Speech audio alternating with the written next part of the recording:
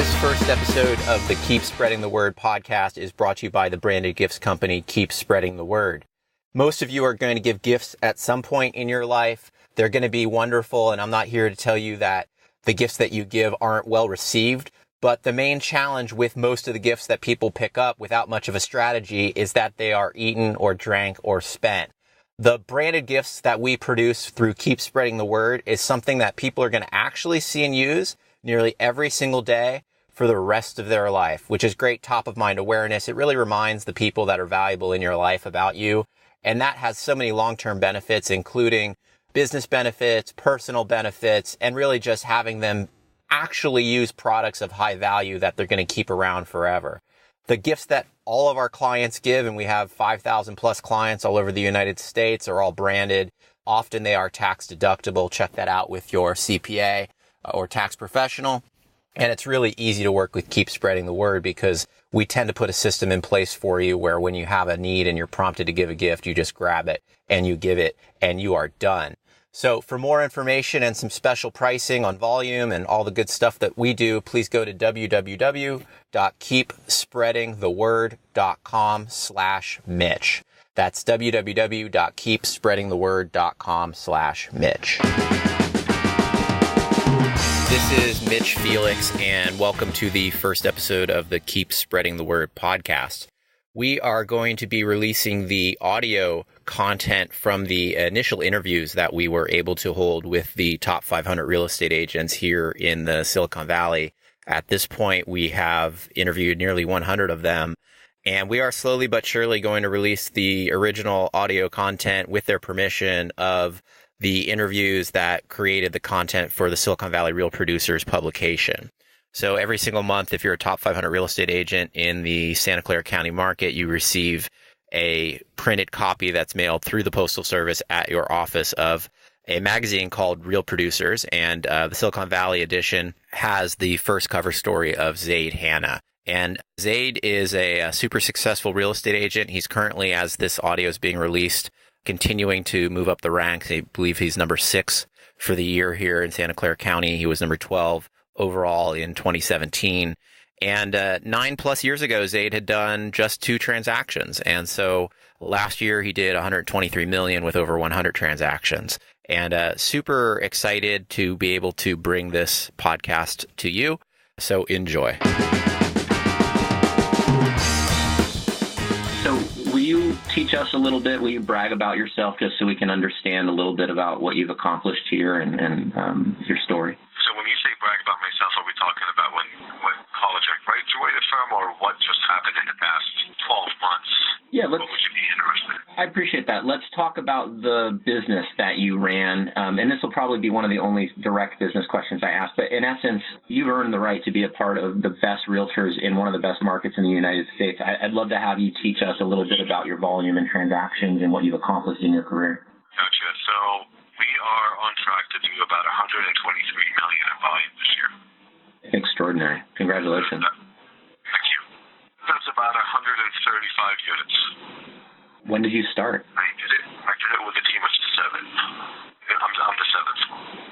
When did I start? 2004. That's a wonderful story. So there are a lot of people that just heard that, and they would have some questions. I bet you get asked all the time about your business. And could you maybe give some advice for someone who'd like to have a business like yours in their career? What maybe a philosophy has been that's worked for you, a personal belief, a way of being? It's not about you, it's about the brand.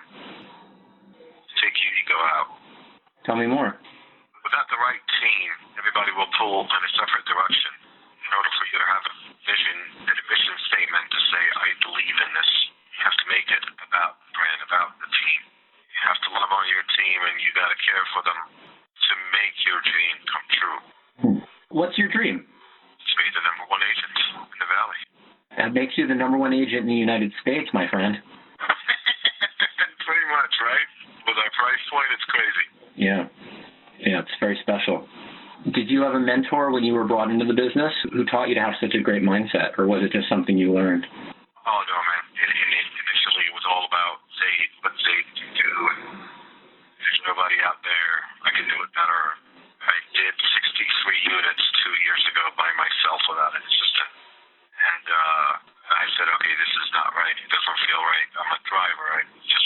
every day and just do it. People say, well, where's this talent? Or I tell them I'm not talented. I just outwork everybody else. So that's been, yes, it's true.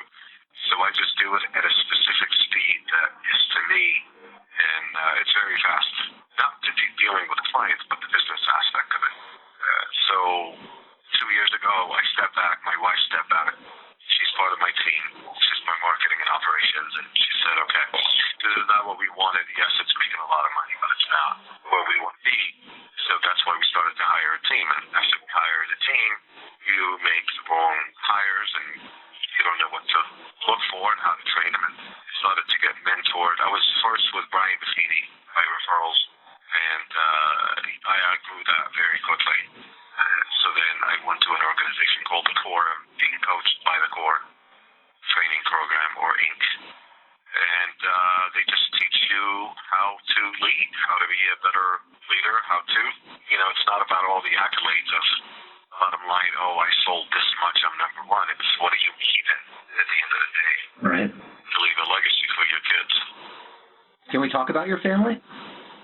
Sure. I got been married to my wife for about 7 years, been with her for 15. Have two beautiful little boys, a 9-month-old and a 2.5-year-old. Congratulations. Thank you. And would you share your wife's name and your kid's name for the article? Sharina, Ashurina. Just keep my kids' names out. Understood. Thank you for that. That's a great part of our story, is the personal aspect. So in my experience, you're working really hard on yourself if you're working really hard in your business. Would you teach us a little bit about how you work on yourself, what you do personally to create a professional level of success like you're having? I said you have to read every day. You're either going forward or you're going backwards. There's no standing still. You got to constantly sharpen the saw. Whatever that means to you, to me, at this point in time, whatever I need, I go seek it and get it. Do you have a morning ritual or a nighttime ritual that puts you in the right state to build a $100 million business? No, it's got to be in the morning. Night drains for me. What's your ritual? The ritual is just wake up every morning, go to the gym, get that whatever stress or pump an iron or do the cardio, spend about an hour in the gym, come back, get ready, be in the office before everybody, start a team meeting every day with my team, and just tackle the day. Awesome. Would you share any advice about building that team? I know that's a big step for a lot of people that are in your peer group, and many that are not, which is just the trust of delegation and leverage. Would you talk a little bit about the growth you've had in the last 2 years and how the team's helped you? Give them some love, maybe? Identify the team structure. Just say, here are the positions that are needed for me to grow to the next level. So, for example, my goal for next year would be 200 units at 200 million volume. So you got to step back and say, okay, what does my team needs? So once you figure out what the team needs, you will have to hire to the position. You got to create a position based on the hire's personality. Yeah. So I actually personality test every single employee. They have to fit my culture. I cannot have anybody poison my culture. They're gone. So one philosophy that I can give them: slow to hire, quick to fire. Yeah, that's a good one.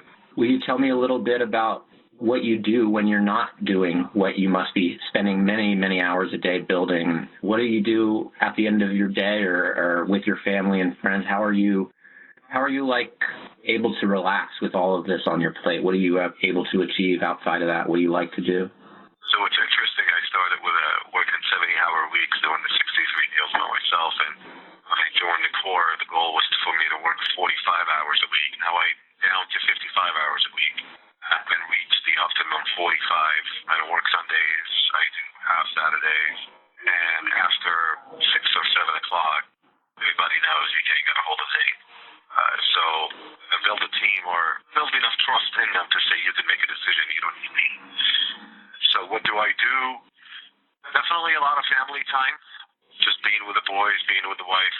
I have my brothers, my parents, my in-laws, which I love and care for too, just so that they were my family. So I'm definitely family-oriented. I spend a lot of time with them. As far as what do I do for myself, I enjoy cigars.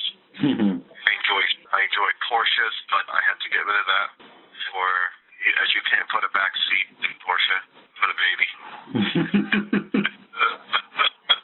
Well, you're a good father and husband, because I bet you didn't want to give that one up. Yeah. Well, I replaced it with a Tesla. I mean, it's not too bad of a decision, but it was a decision that I didn't enjoy very much.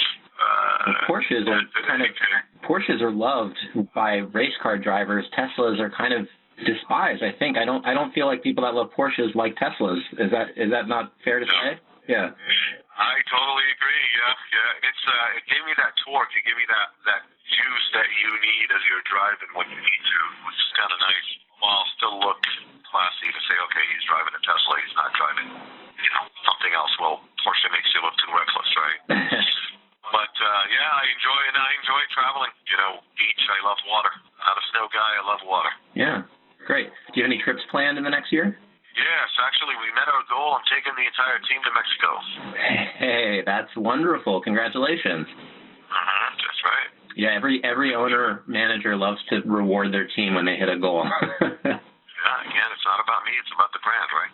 Yeah. So you mentioned that, and I like that you repeated it. And I wouldn't be able to tell a friend or a family member of mine, like, what's your brand? I love your focus. I can learn a lot about you in just our short amount of time, but are you able to verbalize your big why or your brand or your mission, vision, value?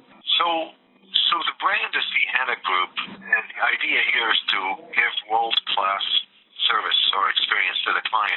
And if you were a client of mine, if you're ever in San Jose, I hope I earned your business, is I will deliver the cup of coffee to you the same way as if it was you, whether you're buying $200,000, which I can't find you anything at that price point, or $3 million. Nice mobile home. It's the same.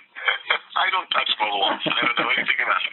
I will know how to reduce CCNRs. I can't start there. But let's just say I found it for $450. Yeah.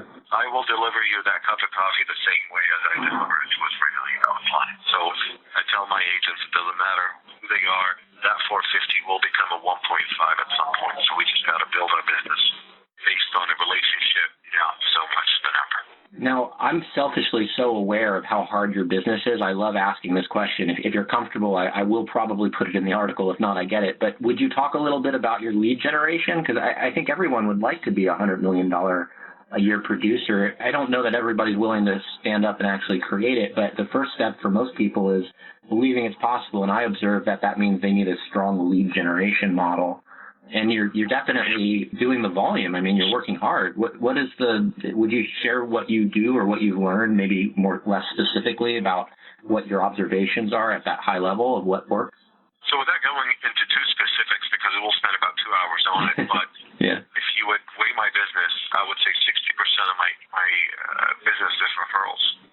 Even at this level, referrals is the bread and butter. This is it. I am definitely out there in terms of technology, so I don't pay for my leads. I hate paying for leads. The leads are not good. And matter of fact, the Boyengas just rolled over in their office because they have Zillow leads coming in. They're upset with you. You identified the Boyengas. They're a very successful team. I'm not sure if they're ahead of me. I think they are ahead of me in terms of numbers, but their team is much stronger. I have 2 salespeople. The rest are all back office people. So in terms of sales, I have a total of 3, me and 2 other people. To put up these numbers, you don't work on Zillow. Now, if you take my model, it's very profitable. Right. So if you would duplicate it, I don't have any overhead. Yeah, my overhead is taken. I cut you off. I apologize. I was just excited about your point. Leads are free. I mean, you're exactly correct. Well, you define a lead versus a contact. Zillow's contacts. Yes, sir. Now, don't get me wrong.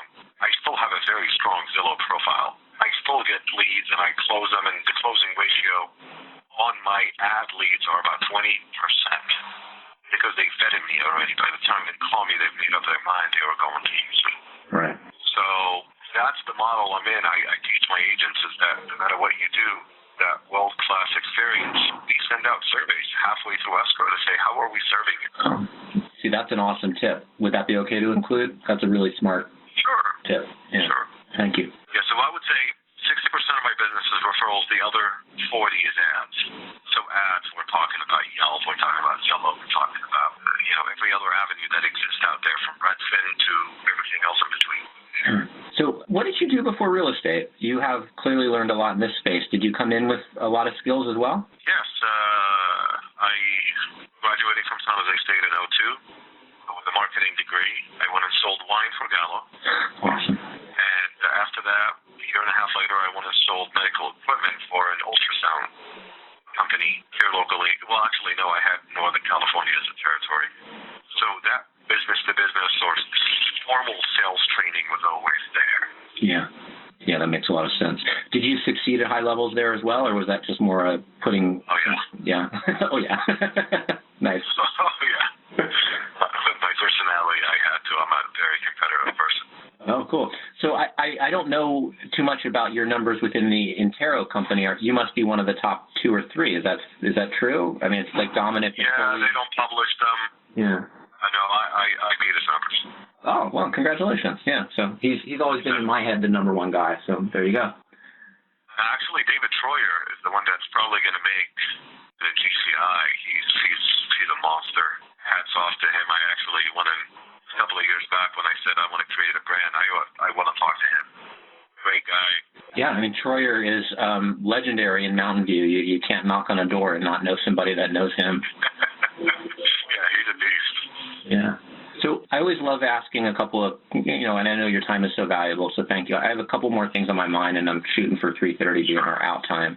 One is I love to learn about contribution, or, what maybe you could teach the readers about how you maybe help support. I know Intero, of course, has their foundation or something personal that means a lot to you.